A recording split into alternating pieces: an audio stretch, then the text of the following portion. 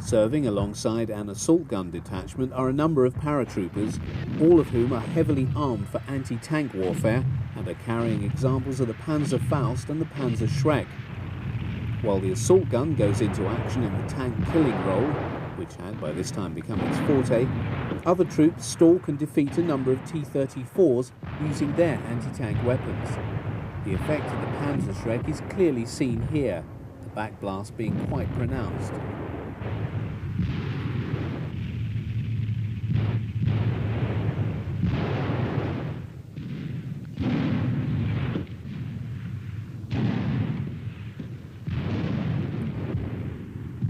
Panzerschreck and Panzerfaust could kill any Soviet tank, even the heavy JS-2.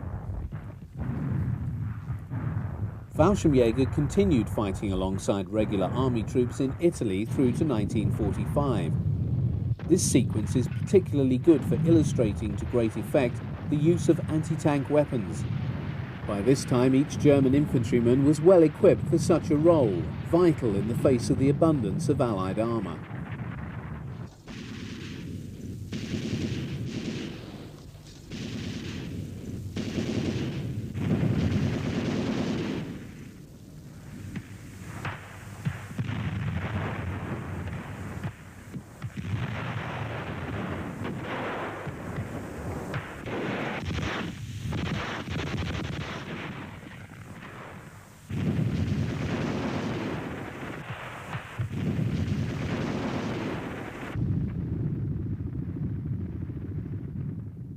By the end of 1944, German forces were defending the borders of the Reich.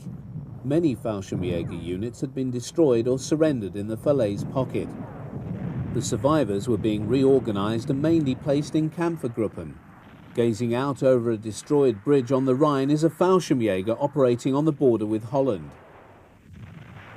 With the onset of winter, these paratroopers have adopted winter camouflage and are equipped for anti-tank warfare, being armed with Panzerfausts.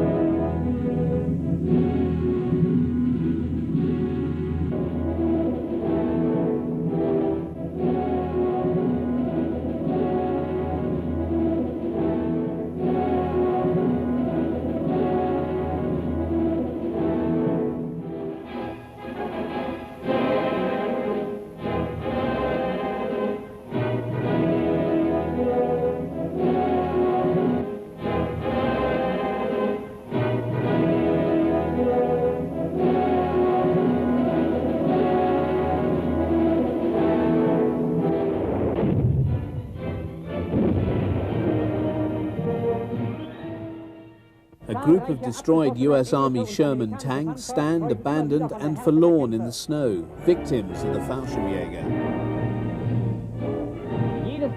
The paratroopers involved in the fighting in the Eifel during the early winter of 1944-45 had to contend with strong US forces. By this date, infantry could rarely call on armoured support.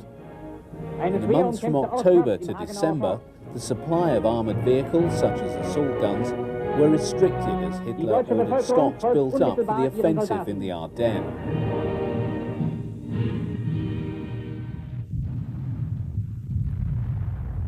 The last major action in which the Fallschirmjäger participated was the Ardennes offensive launched in December 1944. Operating as ground troops were the 3rd and 5th Fallschirmjäger divisions. The former was attached to the 1st SS Panzer Corps and fought in the Moscow area and Malmedy, St. Vith and Boot-Gelbach.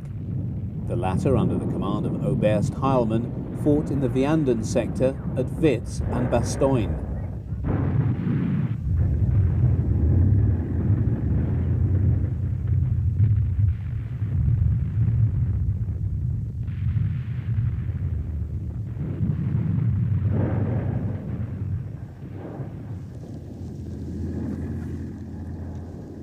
In one of the classic late-war images, Fallschirmjäger hitching a ride on a King Tiger. With the inevitable failure of Operation Wacht am Rhein, the fate of Nazi Germany was sealed from both the East and the West. The disintegration of the German military machine as the Allies advanced into Germany meant that it was no longer possible to talk about the Fallschirmjäger as a coherent military formation.